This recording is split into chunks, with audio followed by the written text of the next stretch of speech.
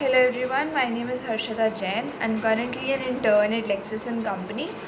Today I'm going to discuss about the concept of women-centric laws. Are they beneficial or just detrimental? Women are said to be less strong in contrast with men. Keeping in mind the draconian situation that women had to face in the male-dominating society, government and enumerated special legislations favoring women had and protecting them from any kind of discrimination or exploitation. Women-centric laws are made to benefit women who are considered as an oppressed section of the society. But from the former time, women were exposed to atrocities committed by the men. They were considered as a weak and oppressed section of the society. So various laws were made to safeguard them from time to time. These laws are used by women as a weapon to protect themselves. The introduction of these laws had a basic objective to stop violence against the women and to bring them equal to men by maintaining equality and stop mental torture that they had to face. Furthermore, moving on from the introduction of women-centric laws, the second topic comes that was there any need to introduce such legislation or not? If we consider the situation of women in the early Vedic period, it was good. Women were actually involved in debates with intellectual people and were given equal religious status as that of men, and wife was considered to be as Ardhangini. The main condition of women worsened after the Mughal era. The Parda system and the child marriage practices became common. After the arrival of the modern period, the women's condition even deteriorated. All types of social evils against women was at par, like the sati system, dowry system, veil system, rape, etc. After the post-independence period, government had taken many steps to prevent the atrocities against women. Hindu Marriage Act of 1955, Dowry Act of 1961, Prevention of Child Marriage Act of 2006. Women have been given more freedom in all fields. Now, there were, what were the laws and judgments favoring women-centric laws? First was the domestic violence, which is stated under section 498A of IPC, which deals with the subjugation of women to cruelty by her husband and in-laws. It is a non-bailable cognizable offence and prison for 3 years and fine. Now, dowry death. This is stated under section 304B of IPC. It is a provision that is made to protect the women from the cruelty by her husband and in-laws for dowry.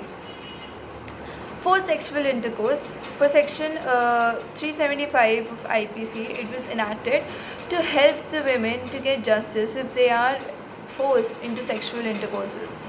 Then the maintenance of a wife by the husband. Section 125 of the Code of Criminal Procedure, 1973, mentions that a person is supposed to maintain his wife, children, and his parents who are unable to maintain themselves.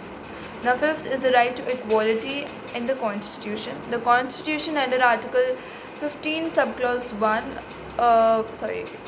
prohibits any discrimination based on sex, and under the same, Article 15, subclause 3, provided that the state can make special provisions for women. It is, rightly said that the excessive use of anything can lead to danger. And the same happened with the women-centric laws. These laws were, made for the protection of women and provide them with safe life. But with time, women started to misuse these laws, and the consequences had to be faced by the men. Women started using these laws in a wrong way by interfering with the right of the males. These laws were also being, started to be misused by women to satisfy their ego and also to harass the men.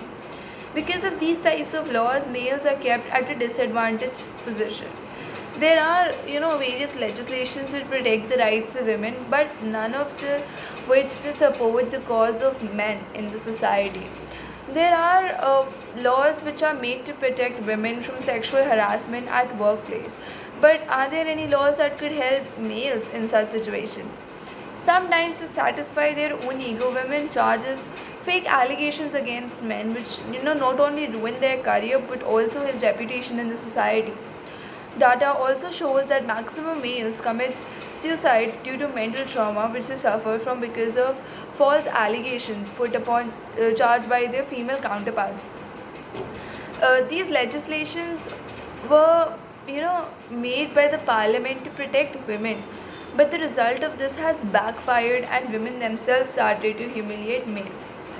Women are able to harass men and misuse these legislations because there is mindset fixed because a male is more powerful than a woman. So it is the women who always has to suffer and not the males. In order to make strict laws favoring women, legislation paid no attention to its worst consequences which have been affecting males. Many males who cannot provide their innocence commit suicide in order to not face the sarcastic comments of the society. Even if a woman is arrested, there are several instructions made and they even get bailed easily. But in case a male is arrested, practically they have to face several atrocities. Legislation had formulated various laws for women but not even a single law for men. Women have protection under Domestic Violence Act for husband and his family, but if husband is harassed by his wife, are there any specific law for the same? No.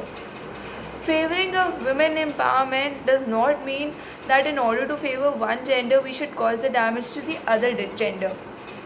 And now talking about judiciary, its main objective is to protect the innocent and punish the accused after proper investigation. But whenever a case comes in court related to crimes against women, court gets slightly tilted towards the victim side, that is a lady's side. In case of Dr. N.G. Dastain versus S. Dastain, Supreme Court held that although physically cruelty is presumed to be done mainly by husband being the powerful, but mental cruelty can be done by both husband and wife.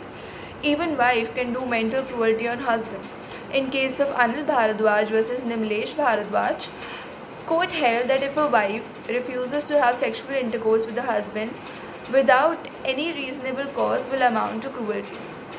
Now some of the solutions can be that legislation which are women centric in nature and are flexible should be examined properly to remove any loopholes if present in them.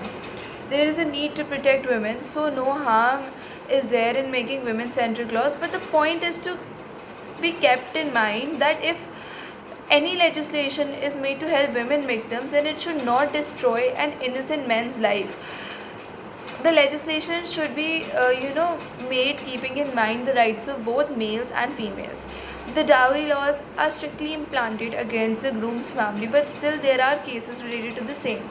The reason for its existence is that only the people who take dowry are punished and not the bride's family who is giving dowry, which is also a crime under Dowry Prohibition Act.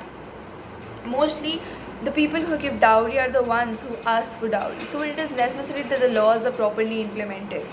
As mentioned above, that judiciary has become a little biased whenever a case comes in court related to crime. Gender equality should be kept in mind before making any legislation. Law is a multifaceted concept. Law needs to be changed as per the requirement of people. Women-centric legislations were at a time made to protect the women from the abuses in the society. It was the need when they were implemented, and still the need exists.